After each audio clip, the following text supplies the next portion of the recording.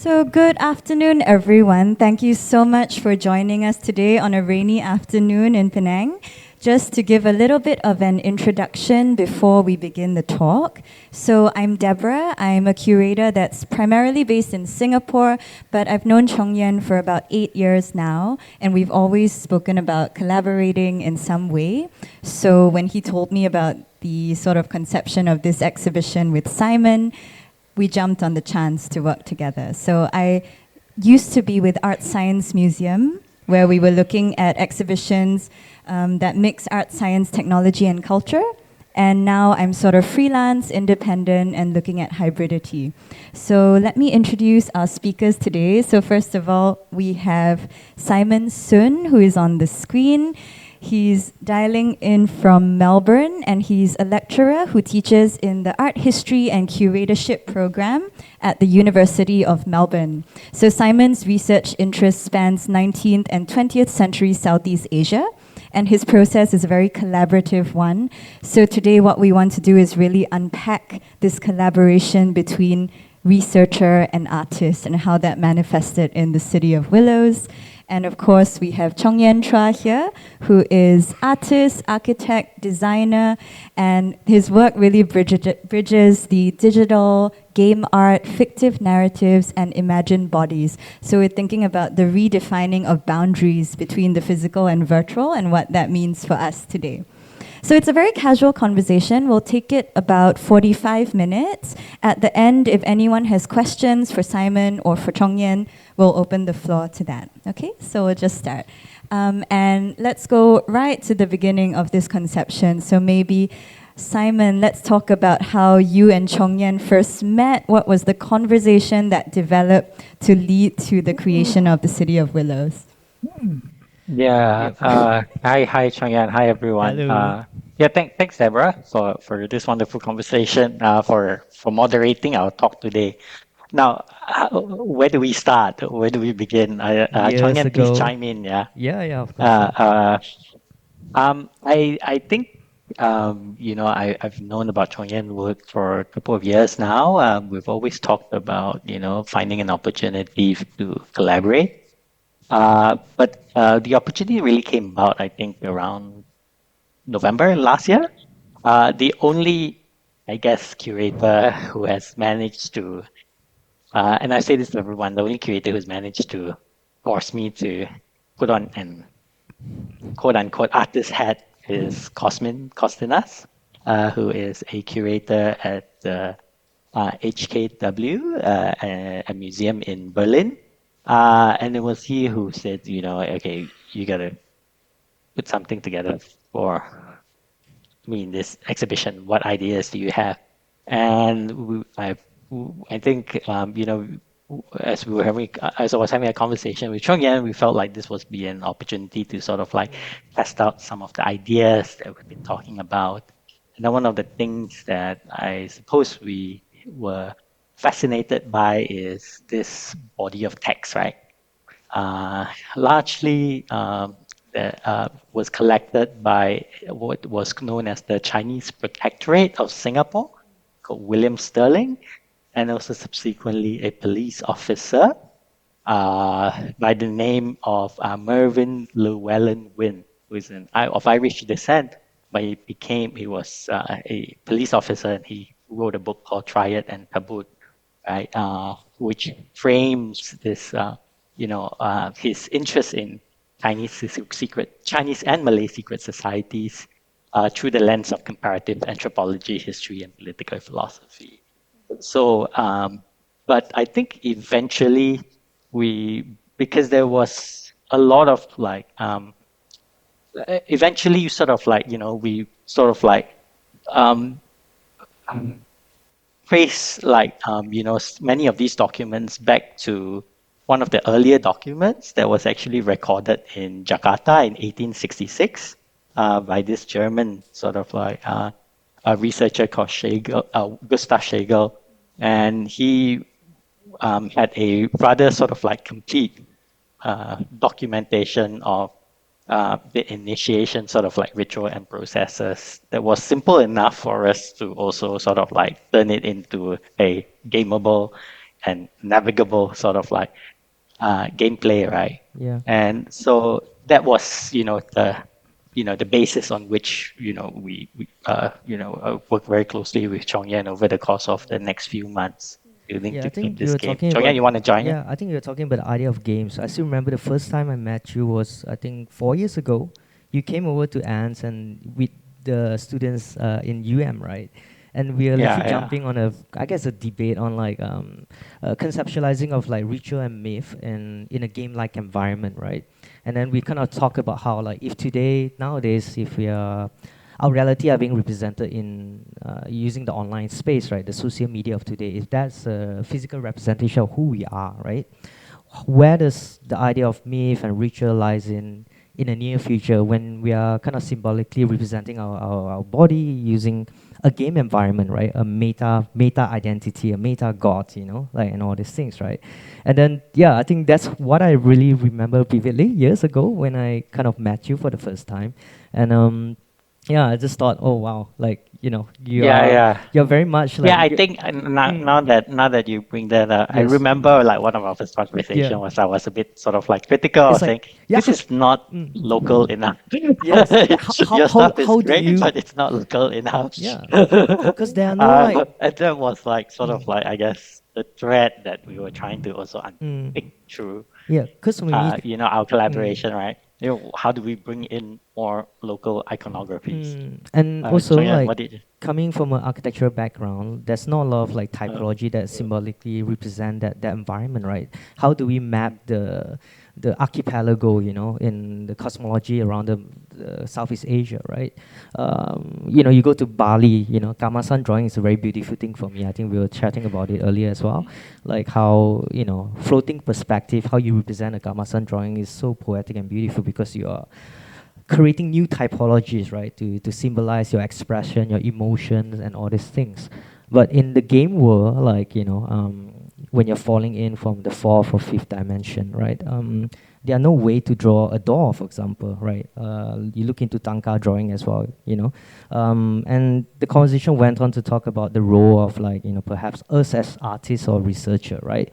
Perhaps we can adopt the role of a techno paganist or like a digital shaman, because shamans always been able to explain the unseen, and being able to cartograph or like provide a collective manifestation of like the society of the virtual, right, the online space.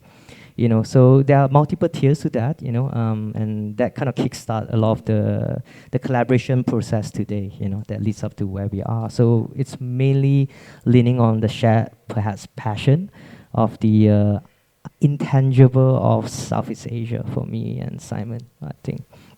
Yeah. So if we yeah. just sort of contextualize that in what is presented at Cultprint, so the City of Willows is essentially a playable art installation.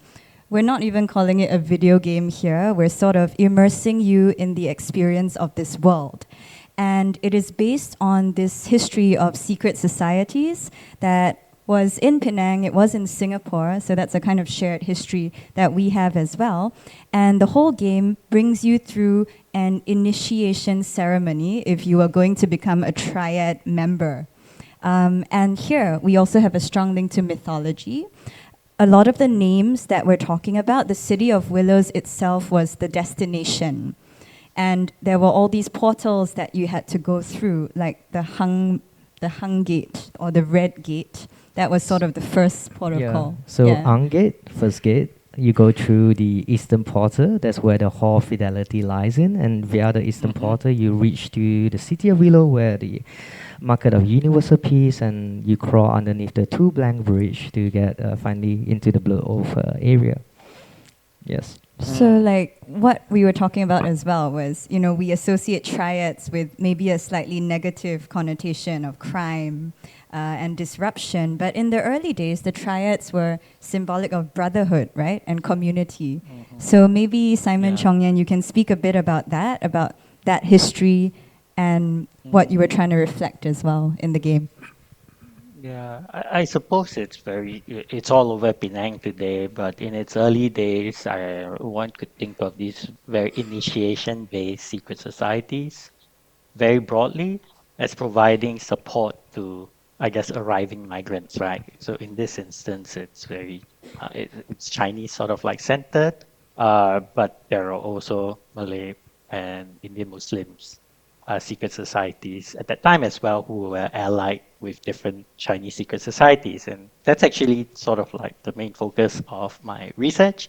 And so this is sort of like a parallel thing that I got fascinated by because essentially what these secret societies are also, yes, there is that element of gangsterism in there when we shouldn't sort of like whitewash that, but they also function as mutual aid sort of like organization. They are in many ways parabanking sort of like infrastructure. They are cultural centers on some level, and there is that kind of like religious sort of like it is a kind of like there is a sort of like religious dimension, a cosmological sort of like dimension to it, which we want to sort of like bring into relief. So if any of you had a opportunity to, I suppose, visit the National Museum of Singapore many, many years ago, you might have come across William Pickering's collection of Chinese initiation, Chinese secret societies paraphernalia being exhibited in the museum, or you might have come across it in books as well. You would have gotten a sense that the type of like altar setup or the setup for the initiation sort of like ritual is it's very piecemeal. It's very sort of like makeshift, right? You use whatever sort of like materials that you have, you put it together, and then you perform the initiation ritual. Very often in the 19th century, if you read the accounts, for example, of the most famous sort of like modern Malay scribe of that time, Munshi Abdullah, he would have sort of like described this initiation ritual actually taking place in the thick tropical jungles of Singapore, right? And therefore, what the initiate or the postulant is actually sort of like undergoing is actually a very sort of like sparse. It's a very sort of like basic kind of like a very makeshift sort of like setup. But if you're reading the text, it gives you an idea of an entirely different sort of like world that is imagined out of all these sort of like paraphernalia. And I think, you know, we felt like, this is something that if you're not able to see it through the objects or the artifacts itself that's been collected by the museum, perhaps the metaverse can help us to facilitate this richer sort of like imaginary and iconography, right? Yeah. That initiates actually sort of like experience and undergo as they go through the ritual. Yeah, Yeah, because Chong Yan. the kind of maps that we kind of like looked into, right, was very almost symbolically looks like a Tanka drawing for me, right? And the mythic journey, the writing, the oral kind of history behind of it is so like folklore-ish, right? Everything is so magical behind of it, but the real kind of ritual is quite like I guess it's very kind of sparse and basic. So like I think game is quite cool to kind of like symbolize that, right? Like we say, because there's like the boats, and every single gate has a certain kind of like a way of the architectural typology as you kind of enter every single tier, right? And by reciting every single oath, you kind of enter every single zones as well. So I think game is quite an interesting way to kind of perhaps heighten a sense of a certain myth or a certain narrative right behind of it. But also I think because perhaps it being a secret fraternities and it being a secret story, right? From something that's quite ritualistic and real, it becomes quite mythical and quite folklore, and over generation and generation, perhaps there's a certain misunderstanding of that kind of that kind of narrative, right? So perhaps people add in more depth because it's so magical to the story itself. I think that therefore like it's the beautiful drawing that we came across is like that's what we were trying to like replicate in the game environment when you can't replicate that in the real world right today. So I also want to think about how, Simon, you're coming in as a sort of researcher and scholar in these histories, and you're working with Chong Yan as an artist to create this imaginary / reality realm that you're both talking about. What was that process like? How did you go back and forth to select maps or drawings to replicate here? Yeah, so it's quite fun. So Okay, we start with the deep jungle. So, Simon could share a bit as well, like why it starts in the deep Yeah. jungle. Yeah. Yeah, So, I mean, principally it was mm, because of Muji Abdullah's account lah. mm, He gave a very sort of like colorful and also quite lurid sort of like mm, account of him witnessing, initiates, mm, failing along the way, but then sort of like jumping across sort of like, traps and mm, plank bridges, and to finally sort of like entering into yeah. this sort of like secret enclave in the Mm, in the hot, steamy jungle of Singapore, right? And yeah. finally getting initiated. And funnily enough, he successfully was able to escape to Yeah. write this out as well. So we take that with a pinch of salt, but Mm, it's a sort of like nice sort of like setting that mm, helps us to sort of like give us a dramatic sort of like stage yeah. for how we want to sort of like open the scenes or Mm, the gelanggang, so to speak, right? yeah. But I suppose what it also sort of for me, it teases out that there is a theatrical, a dramatic sort of like element, and Mm, therefore there is an opportunity to also camp it up a bit, so to speak. And I see this in, as we sort of like, continue to talk about, what we want to incorporate and include. We started to become much more sort of like uh, humorous in our mm, approach, right? We wanted durians. In yeah. there, we wanted sort of like peeled durians. Mm, We wanted plastic chairs, red plastic chairs that you see in all the kopitiams in Penang today. We wanted at least the grand imposing sort of like yeah. sea towering over as that sort of like main Mm, uh, tower or landmark that would yeah. anchor the entire landscape, right? So I And think, so we were yeah. also sort of like weaving in all the different sort of Mm, like iconographies to yeah, I think also create that kind of like theater. the fun thing about the act of designing games, we put ourselves into the imagine ourselves being the protagonist of the game, right? We are Mr. Nobody trying to get initiated to the brotherhood. What would the story be, right? As you walk through every single gate. I think that's a fun thing. So, as we go to the gate, what would the vanguard say to us? What are being informed? So almost like being on one hand we are the world creator, right? We are world building around this environment, but we're also adopting the role of a world journer or world explorer, entering to our own universe, and what do we hear and what do we experience, right? So it's a very different lens as well, in terms of like crafting the universe, thinking about what would the vanguard tell us as we enter every single gate, and what should we recite, what kind of oath should we recite to open up the next door, right? I think I find that quite beautiful, being able to Yeah. enter to your own universe, or your Uh, own imagination. Um, yeah. and I think that's something that I also learned Mm. from Chong Yan, right? Yeah. I'm coming in principally doing all the sort of like doing mostly the historical kind Mm. of like research, which I suppose it's about, okay, this is a historical source, Mm. and this is a historical sort of like reference that's worth putting into the game. But how do you make it then playable, Yeah, right? yeah, first How person do you voice, make right? it Yeah. sort of like Mm. interactive and stuff like that? Those are things that I don't normally think about. Mm. And it wasn't until after this that I started playing Assassin's Creed. Suddenly I started realizing, oh, hang on, okay, there is, Yeah. another sort of like level of, Mm. designing a game that Mm. you It's need like to a sort of different like bring depth into of dimension, consideration. right? Right? Yeah. Yeah, yeah, Mm. yeah, yeah, yeah. How do you activate sort of like a story within a game Mm. itself is very different from, say, within a play Mm. or or within just sort of like writing Yeah. a story.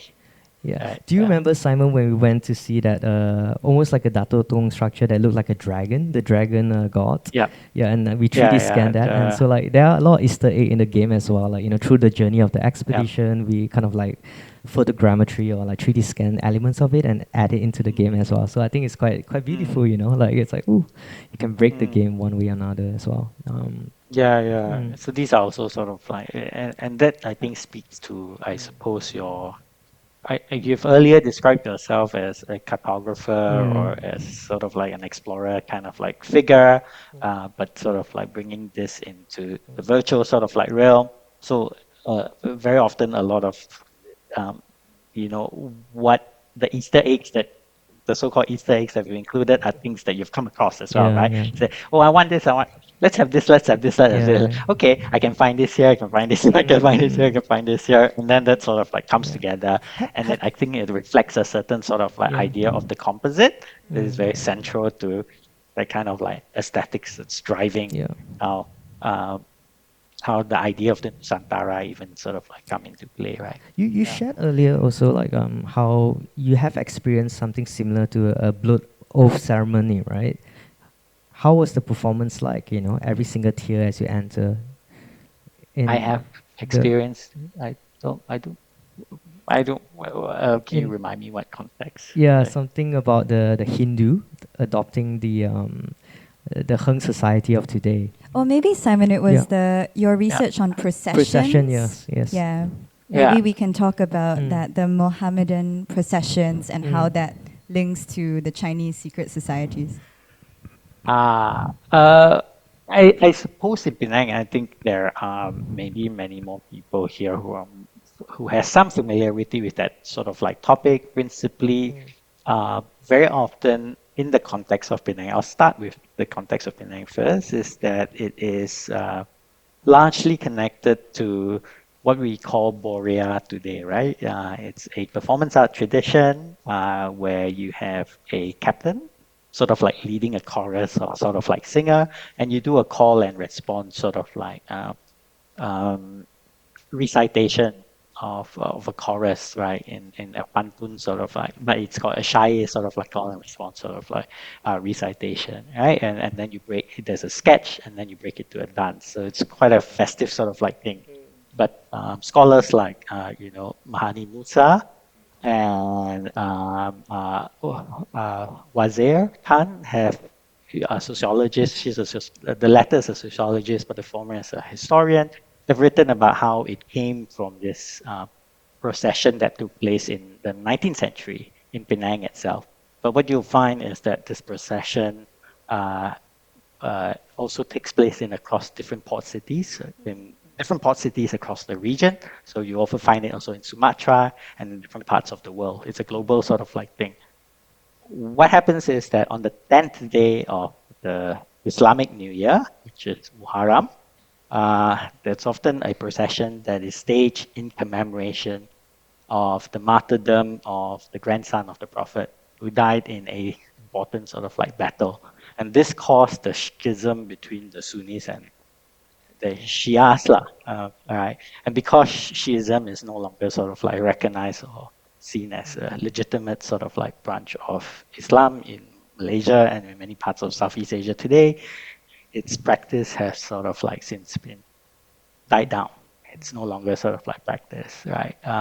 And part of why it was also sort of like increasingly being suppressed is because in the 19th century there was a big riot that happened in 1969, 1869. Sorry, not 1969, 1869.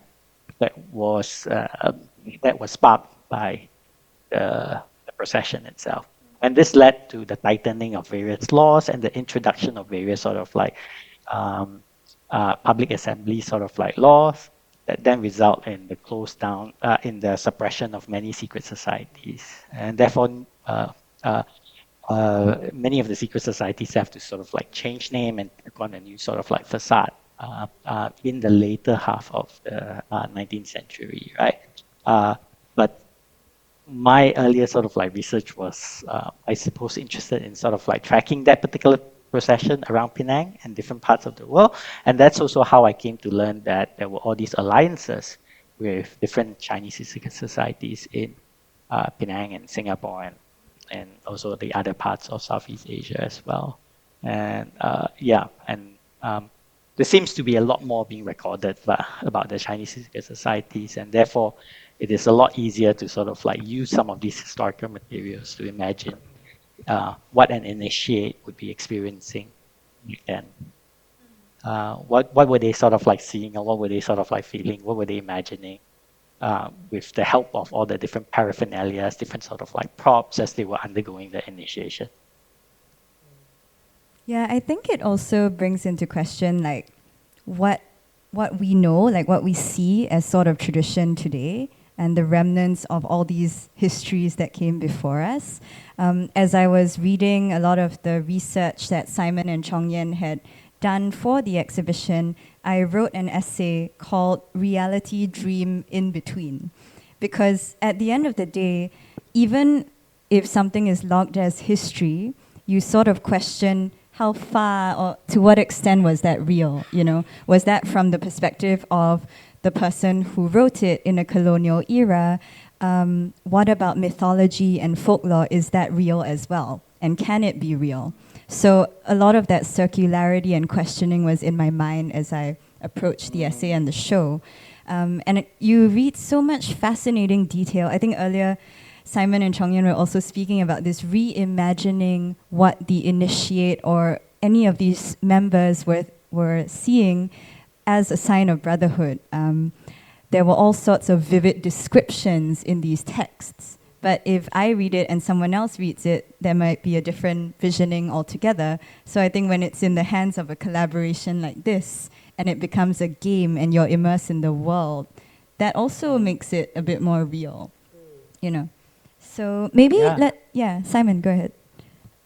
No, I think that's a really good point, right? We're also sort of like, I think Chong Yan and I were also always sort of like talking about how is this piece of history also relevant today, right? And one of the things that I suppose it's so wonderful about the metaverse, it collapses sort of like our idea of time, or it suspends that sort of like idea of the linearity of sort of like time, right? And allow for accommodation of past, present, and sort of like future within that sort of like symbolic universe that you're creating as well, right? And maybe, and that's why the incorporation of like plastic chairs and things that things that are so anachronistic.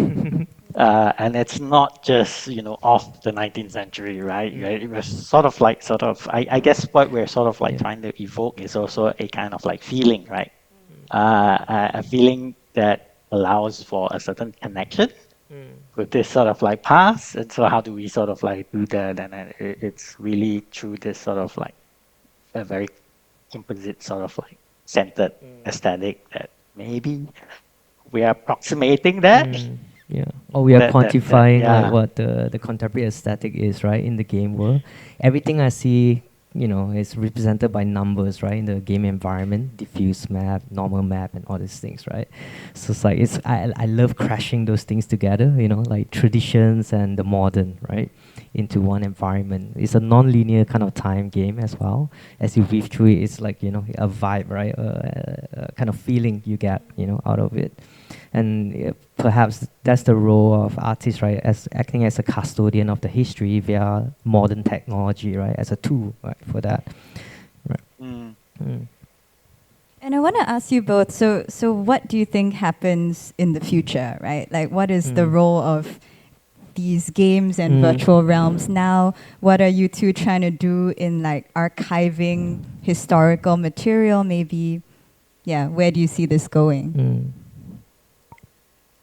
I think if today's world are very much online, if reality are online today, what if the day of tomorrow we are in a game environment, right? Let's say, where would tradition lies in that environment?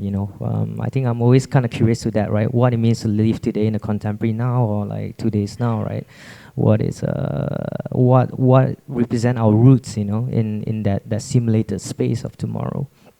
A lot of the conversation we talk about is like we wanted to do more like kind of like exploration, I guess, me and Simon, to see more like kind of ritualistic or like mythical kind of events around, and trying to cartograph that using the modern tool, right? Either 3D scanning it or like, I think this is quite nice. So how do you create meta gods of tomorrow?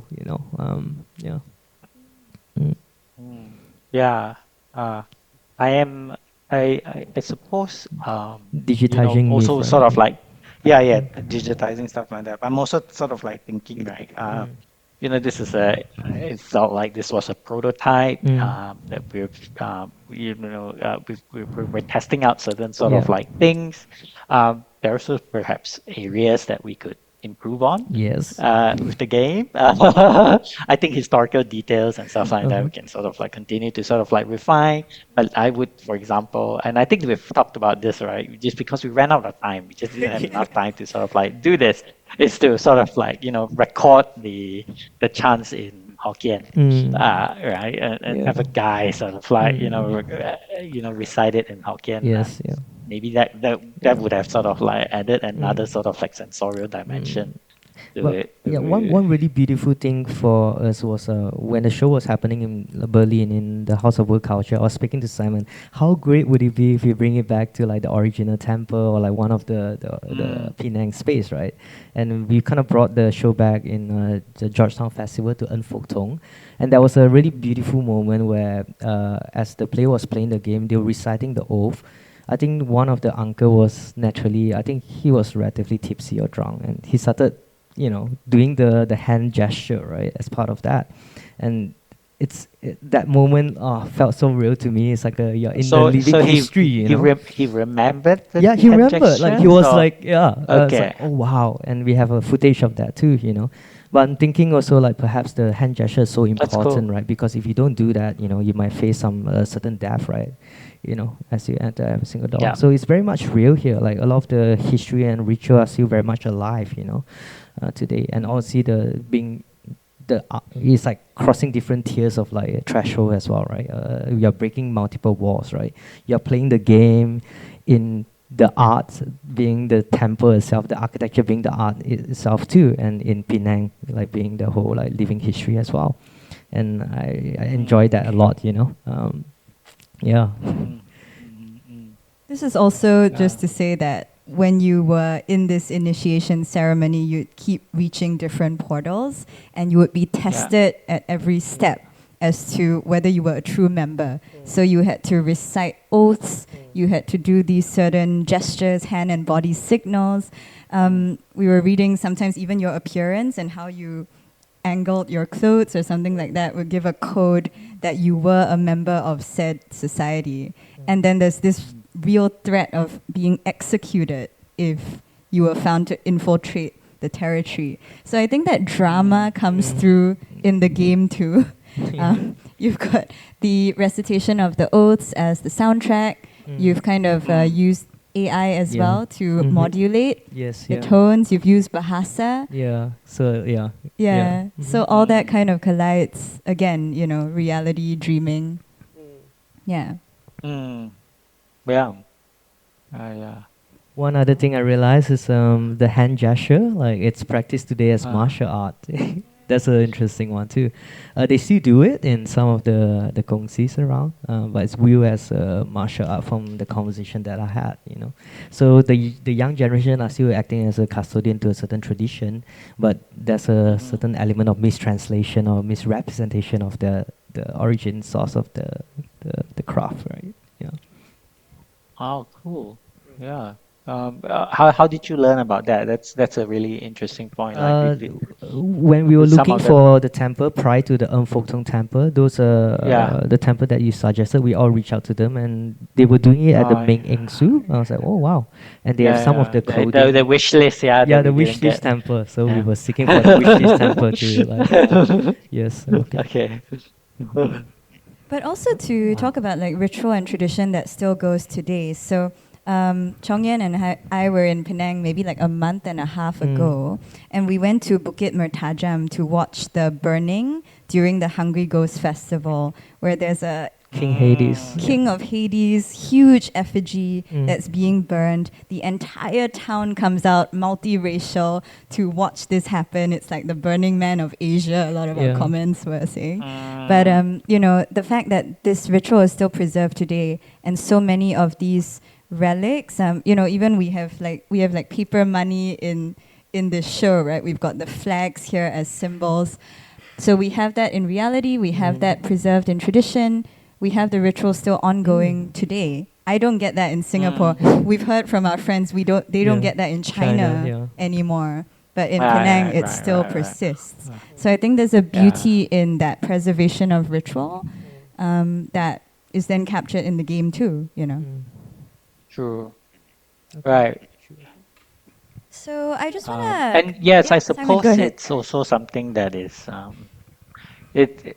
I mean, the beauty of the metaverse is it's an open world, right? So therefore, it lends it's open and it lends itself to different forms of aggregation. And so who's to say that in future sort of like editions of or versions of this game, we're not able to sort of like incorporate more an evolving sort of like sets of iconography, right? As the city sort of like Penang evolve as well. If it's considered a living tradition, it's not just an archive in an aspect sense of the word, right? It should also be able to sort of like accommodate new iconography, such as the Bukit Mentajam sort of like Tasriye, right? Which grows by 2 centimeters or something every year now, right? It has this sort of like, yeah, very organic um, understanding of what tradition is. Well, thank you, Simon. Thank you, Chong Uh, Yan. I'm going to Thank open the you. floor to questions because we've got a good audience here. So please feel free to let us know if you've got questions for Simon or Chong Yan about the show. Don't be shy. So, I first of all, I found it very interesting how when we installed the City of Willows again, that Chong Yan, as then he described the installation. So the game is purely digital, right? It's inspired by history, by Chong Yan's contemplations of the future, but it's purely digitalized. But the way he perceives it as an artwork, he said, you know, there is a game, there is a player, and there is an audience, and all of that makes an artwork, you know. So it's sort of, as I see it, goes full circle in a way of the people in the tradition and the real physical world inspires this semi-fictional world inside a game that also inspires real world back at it.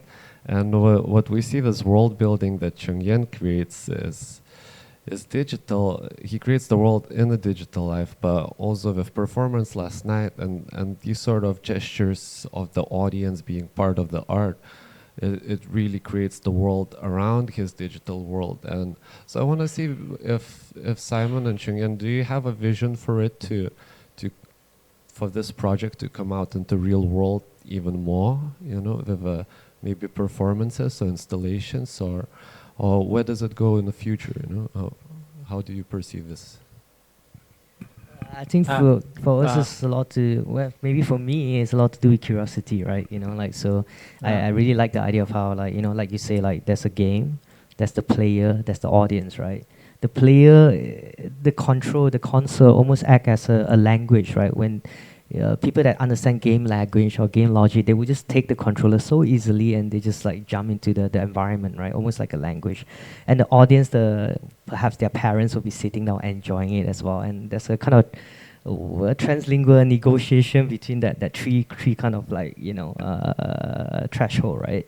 And I find that very beautiful. And the idea of performance as well, because I think in the same time, Riches has a lot to do with community, and art to me has to do with community and celebration as well, right? So that's why, therefore, there's a launch ceremony, there's a launch party, and all these things. And it's such a beautiful thing to see, you know, art as a reason for people to get together and just sit on the ground and just converse with each other, you know. Yes. And Simon, like, you know. But in the future, yeah, we're thinking of doing. I couldn't see who was the one asking the question. I'm getting guess It was it's Ernest, Ernest. Ernest, was it? Yeah. So I don't know if I don't exactly sort of like know what you mean by sort of what you mean by Performance. performance, but I'm gonna guess it's about reenacting the ritual Oh yeah. So physically and the in real life, and I wonder if mm, that's a direction that we are interested in pursuing, yeah. but maybe not because the original sort of like premise is that there are all these things like all these wooden sort of like sticks and flags and stuff like that that have survived back uh, you know uh, into the present day, right, as collections of the museum, but in and of itself it doesn't fully sort of like evoke this sort of like rich cosmology that is so active in the minds of, say, someone who's initiated or who knows how to sort of like interpret these objects itself, right? And what we wanted to sort of like tease out is actually that sort of like richness of its imagination, and we felt like it was a metaverse that could sort of like help us to build up that world in the head of the initiate more than the sort of like physical sort of like ritual itself. Coming to say that, there's but a during the temple exhibition, one of the uncle was he came out to me and said, "Hey, you all need to perform the blood off here." Like I was like, "Oh yeah." So it's a interesting one as well as a performative okay, thing. Right? that's So, interesting. Maybe yeah. there is still so much Yeah. meaning, right, within Georgetown itself that I didn't anticipate that. So maybe thanks for bringing the question up, Ernest, One because of those that's uncles, it's like- completely not on my horizon. I'm so far removed from Georgetown. It's not sort of like my everyday sort of like reality, but clearly there it is still meaningful. What I to would a lot love of to people do, there. perhaps in the near future, the exhibition is going to run for 3 months, is to kind of engage on perhaps some of the gongsi to maybe do a workshop around of the hand gesture. I think that's really fun. To even for me, like personally, I think I'll be Yeah. really interested to see that. What every like Cool. hand gesture symbolizes as well. There's Mm. it'll be a fun workshop to kind of play around with the idea of that performative. Yes. And it feels like it's so much more meaningful when you, stage an exhibition like this in Penang itself, because it's an opportunity to also then continue the research, right? If what the both of you are suggesting is that the research hasn't, and that we're not just looking at history, we're also looking at contemporary resonances and its continued relevance within Penang society itself. Do we have any more questions? Joe Sidik. It is about Triads and Penang centric. Would this work in, say, Ipoh, the Chinese clans, and or Kuala Lumpur, which is lost it like Singapore? Would something like this work with the same narrative?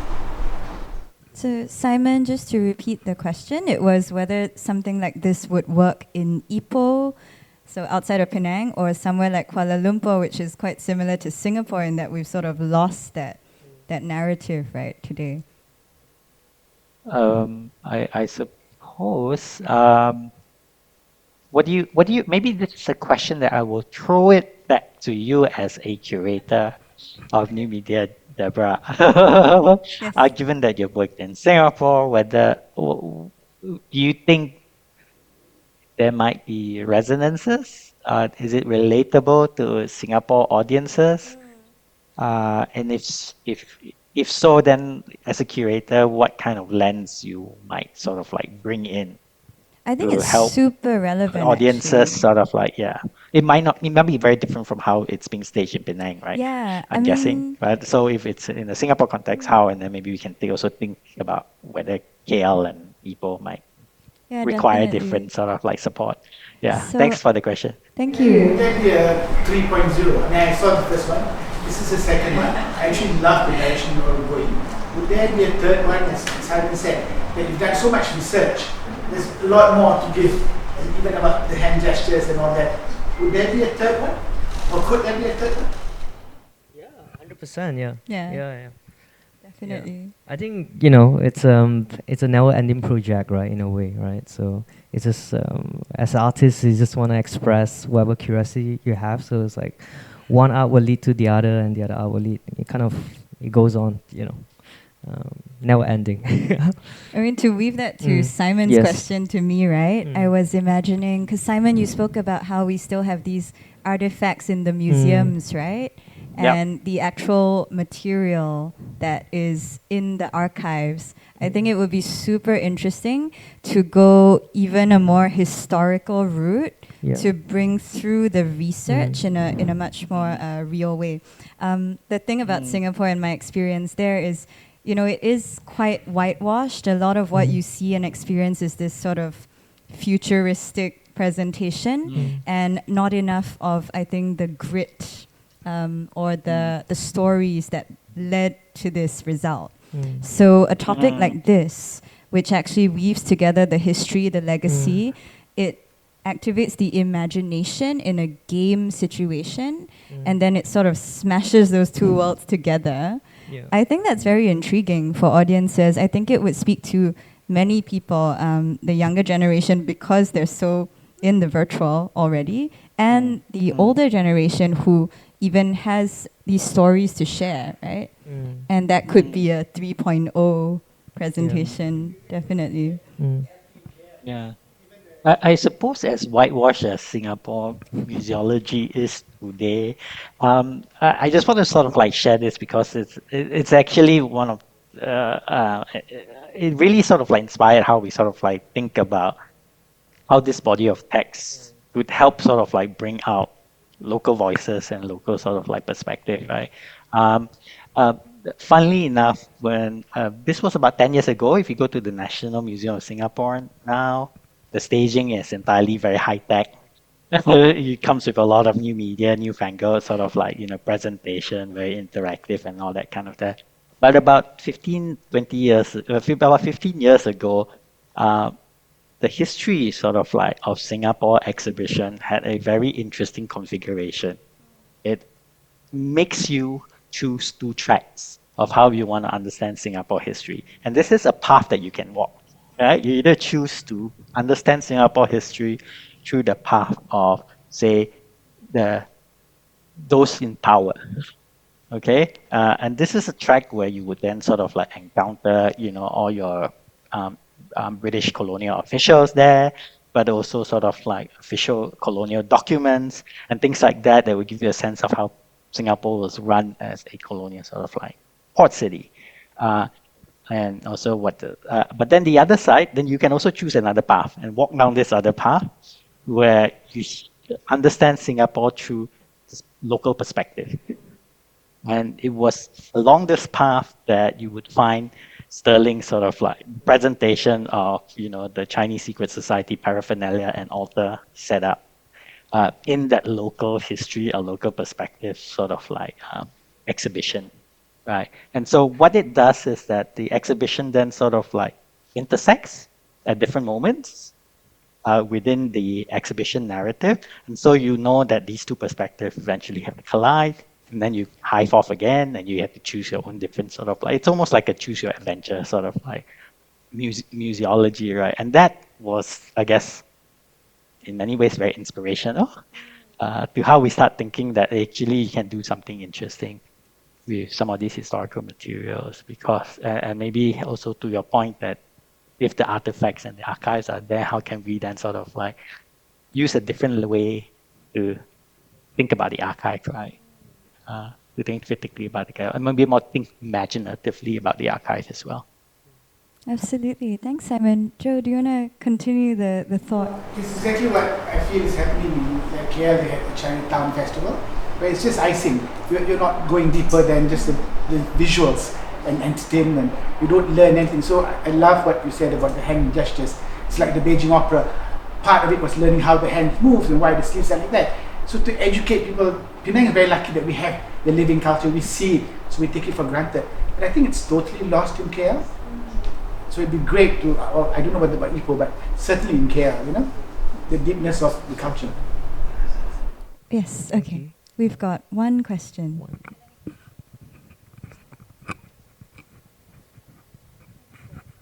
Hi, Simon, this is Hoi Chong. Oh, hi, Hoi Chong. I've got two questions actually. I come from a very different generation, so my knowledge is a bit skewed.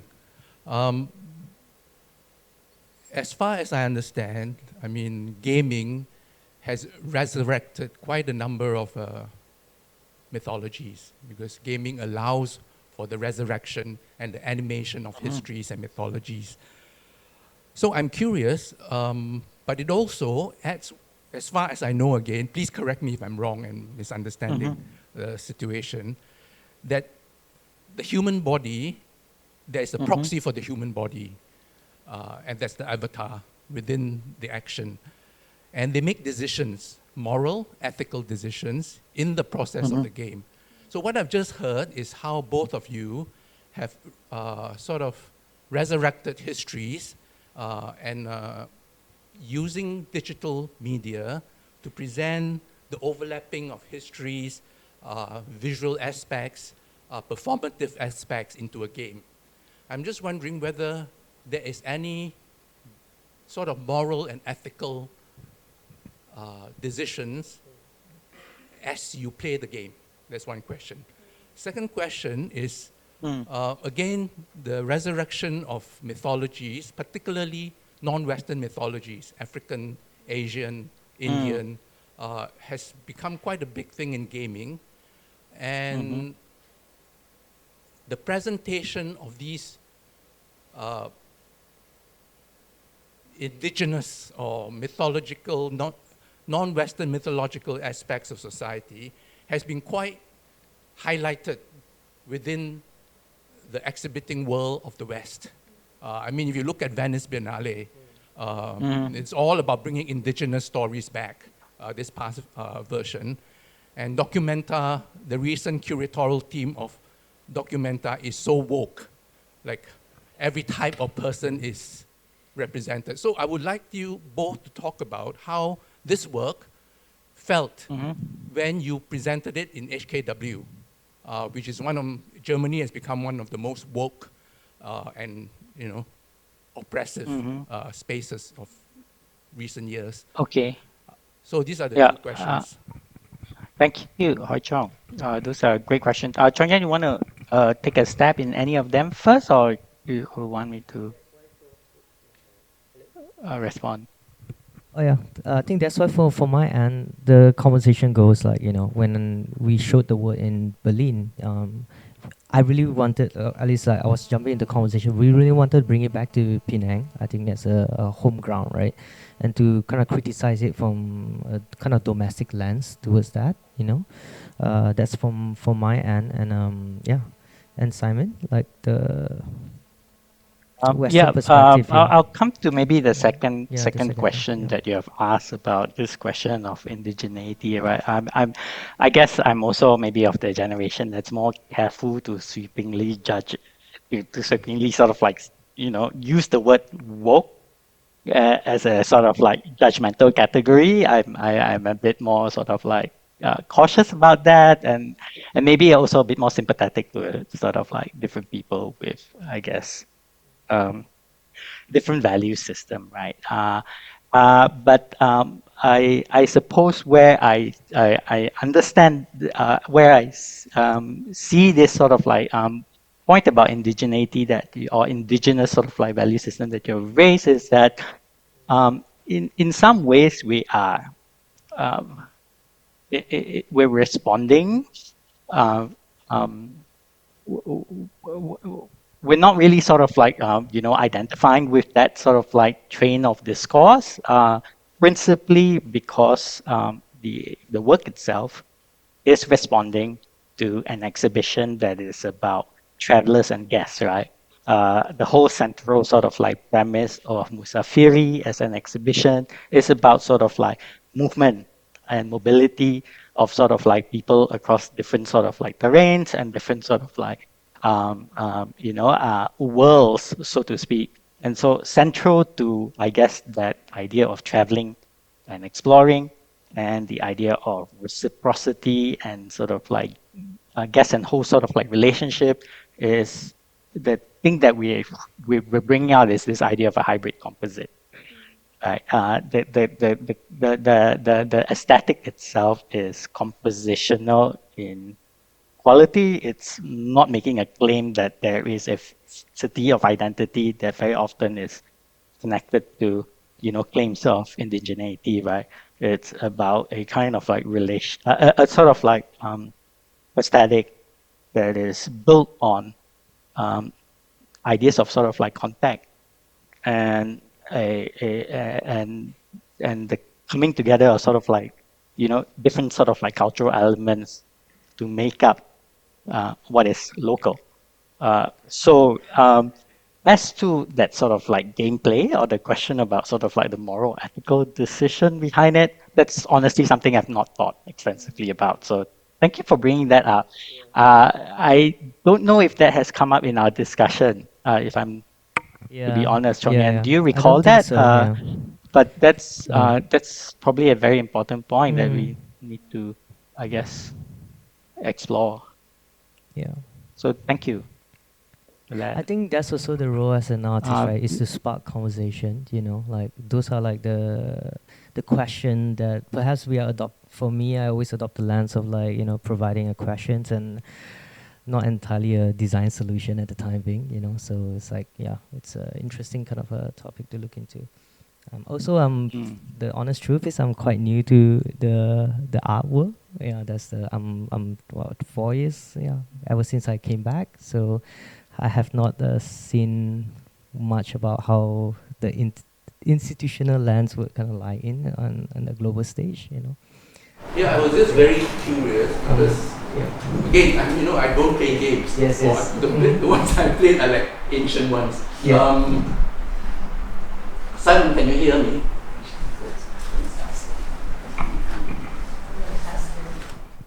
I'm repeating what I said, Simon. You didn't hear me. So, like I don't really play games, but as far as I know from ancient games, there are always these decisions that you are supposed to make, whether to turn right, to turn left, and so I'm just wondering how, that might affect your next version or the continuation of this resurrection of histories and all that. And just to comment on the what Simon just said, it's not about, I think I used the word woke intentionally to provoke a certain kind of response. But I was more interested in the gaze, actually. How does it feel to be gazed at? Despite the curatorial direction of Cosmin, how does it feel like to be questioned, gazed, and looked at when this project was presented in a context, in a slightly different context? Okay. Maybe I'm not able to give you a full sort of like I don't have a full understanding of the reception of the game, or of the artwork in Berlin itself. Both Chong Yan and I did not attend the opening. So I really don't have sort of like a full picture of it. My understanding is that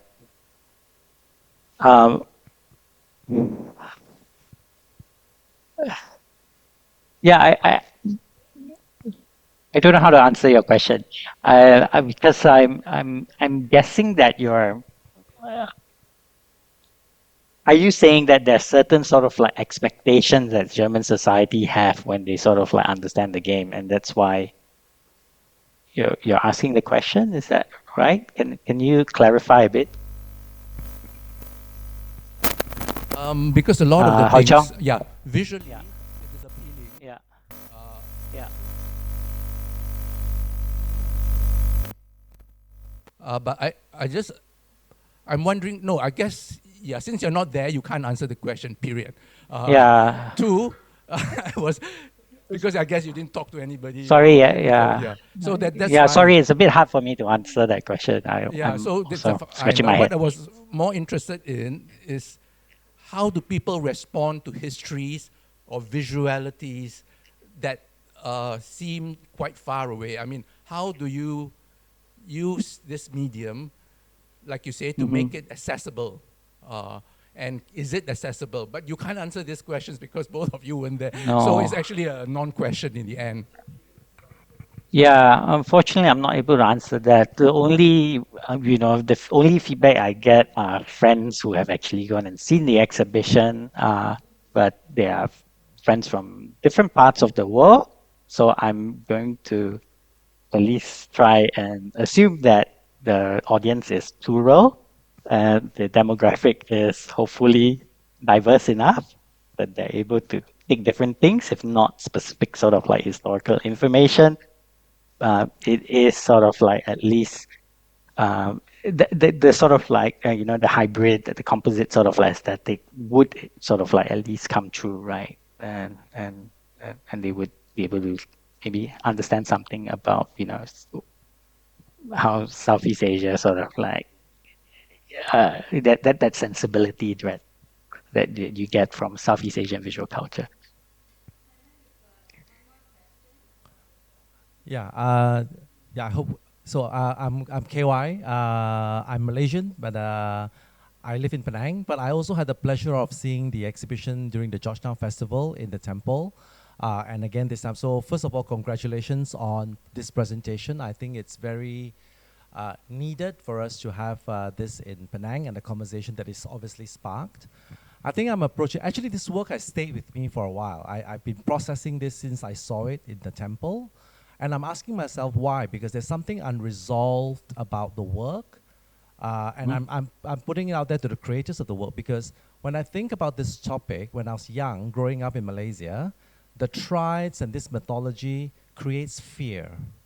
You are often told not to approach it. There's always this element of being scared of it, and you should be afraid of it. But this fear can turn into mystery, and it's very perverse, right? This fear kind of makes it even more desirable, right? However, I think in this work, you have made it fun. You have made it cool. You have made it accessible. And there's a dissonance in me, because a topic that I used to fear, now it's like cool and hip. And so I wonder, in your research, did you approach this idea of fear, or how does fear play into the way you're creating the work? That's a great question. By all accounts, I think even in sort of many of the historical documents, the dimension of fear is definitely sort of like there. Can I maybe get a bit of clarification? How did you come to maybe understand?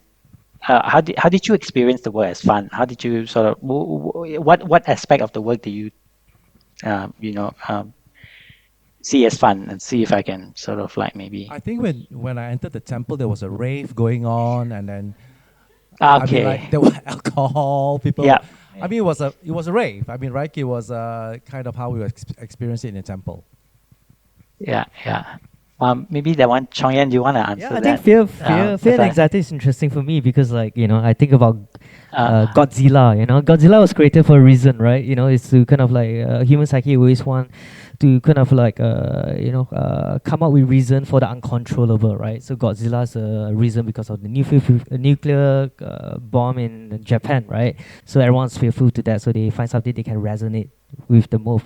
But I think something that's fearful and give me a lot of anxiety and all these things, there's a way to kind of embody that in a piece of like fragments or diamonds or all these things, right? I think the diamonds and the fragments being the exhibition itself, the community itself, everyone having fun around it, right? It's a bit kind of a way of a mockery, but it's also a sense of like putting our fear and anxiety in something we can resonate with, right? So it's having a good time, and also it's a platform to open the topic to talk about it, right? Amongst, on one hand, you're in a neutral space right now, next to the original Triads, right? And you can have a safe space to kind of spark conversation around that, and criticize that. And by leaving that installation, then I think that's the fun thing about it. Is as an artist, we are providing an object that encapsulate the fear and anxiety to a safe space, for us to explore and to throw around discourse and conversation with. Thanks, KY, for that question. I mean, also to wrap it up, like, it's this thought about everything that we associate with taboo. It may not just be secret societies, it might be any kind of sensitive topic that we deal with across Malaysia and Singapore. And art kind of puts it into context. It allows for this potentially neutrality, potentially more charged conversation. But I think that questioning and the back and forth is really the key here, right? So I want to thank Simon and thank Chong Yan for this discussion today. Thank you. Oh, one more question. Okay, we have one more question, because this is Okay. So give me 1 second. Hi, Simon. This is Fan Chon. Hi. Great work. Hi. Really great work. Following up the question asked by Hoi Chong about being woke. So I'm just wondering about being woke. I'm going to keep the question very, very short. So I'm just wondering, during the process of doing research and discussing what to do about the world. So this world that you guys are building, how do you also look into the representation for women? How were they perceived in the history? Did they play a huge role in also being the matriarch figure in some of the societies? I'm just curious. Yeah, great question. It has been since day one an attempt Yeah. at digging out this history. I have no luck so far. What do you think, Deborah? Other than being pawns in like marriage alliances, which I have no luck. I haven't had any luck yet. It's not it's something that I'm still sort of like trying to find out. In the research texts, right, like the colonial era texts, it was a lot about mass migration of labor and merchants who were primarily male. So that's also why a lot of the secret societies were mainly male. You don't really hear about. Yeah, true, correct. But yeah, I don't think it's documented well at all in that sense, and maybe that is a question again to bring out. I think about. Do you have suggestions on where to? Do you have sources that Perhaps you're not in the thinking of? past, but at the current and the future, right? Because when you're adopting the role of the protagonist, you're stripping away the color of your skin, your gender, in that kind of meta identity, the avatar, the gamification of the world. Mythology can be neutral gender, I think that's one way to view it. I think about it in the future identity more than what happened in the past. Perhaps we are like adding another depth to like history, right? And a more neutral lens of history, right? I think maybe that's one way to think about it. Yeah. Fanchan, do you have suggestions on what sources to look for? Have you come across any? I mean, I'm curious what prompted He you to ask says, the question because I've unfortunately, been not. searching and I can't. No, not historic. I mean contemporary. Like current, they are trances and mediums. They run the temple. They are like the figure. They are the person in charge. More recently, I mean, not historically. I don't have the research material. So Simon, he's saying contemporary, yes, trances and mediums, but not so much historically. Right. Yeah. Right. Maybe it's a case of then to bring in weave the contemporary into the historical, right? I don't know. Thanks. Yeah, if you started off by talking about triads having kongsis, right? The word kongsi itself is very much related to triads and the beginning of migrant culture. So there is a Muiche kongsi in Penang, and books have been written about that. So I don't know whether that is considered part of your research, but just to tell you that it is a kongsi. Yeah. That's right. I think they're very different type of kongsis, but thanks for pointing that out. Then there are also vegetarian halls that are run by nuns. They're also kongsi-like. But I have not yet come across women-led kongsis that are aligned with, I guess, these kind of like triad-like organizations. But I'd be very happy if anyone has found any interest or can share with us what they've discovered. All right. So ongoing conversations still to be had from this topic. And again, thank you so much, everyone, for being here today, for joining us. If you haven't already, please try the game and look around the space and ask Chong Yan questions. And thank you so much, Simon, for joining us all the way from Melbourne. Thank you. Bye.